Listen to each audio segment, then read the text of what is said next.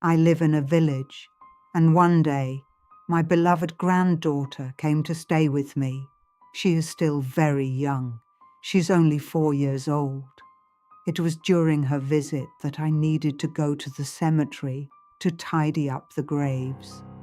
I couldn't leave the child alone, especially since the cemetery is 4 kilometers from the village. So we got ready and set off. We arrived at the cemetery at sunset. There wasn't a single living soul there. I calmly painted the fence and cleaned the grave. The little girl stood next to me, talking. Gradually, twilight deepened. As an adult woman, I was skeptical about all sorts of superstitions, but the child kept repeating, "Granny, it's bad here, let's go home."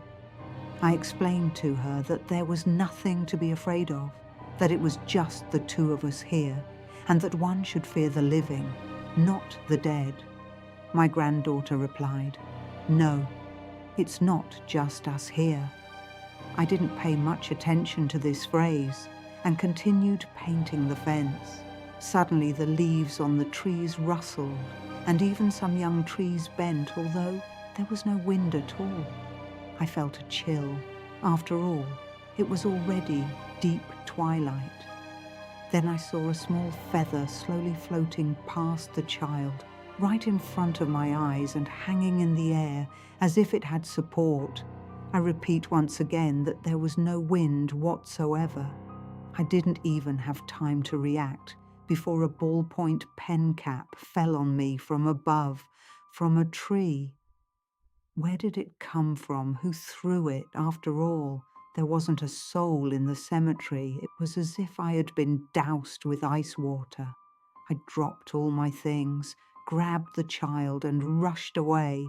I run, holding the child in my arms, and I hear something running behind me and not falling behind. The footsteps are clearly audible. I literally feel how the grass and leaves are being crushed under these steps. I am sure it was not just panic from the category of fear has big eyes, because the sounds were clearly distinguishable in the silence, and I do not suffer from excessive imagination. When I ran beyond the cemetery boundaries, the footsteps began to fade and gradually fell behind. I ran about 1 kilometer from the cemetery. Since then, I haven't set foot in the cemetery in the evening.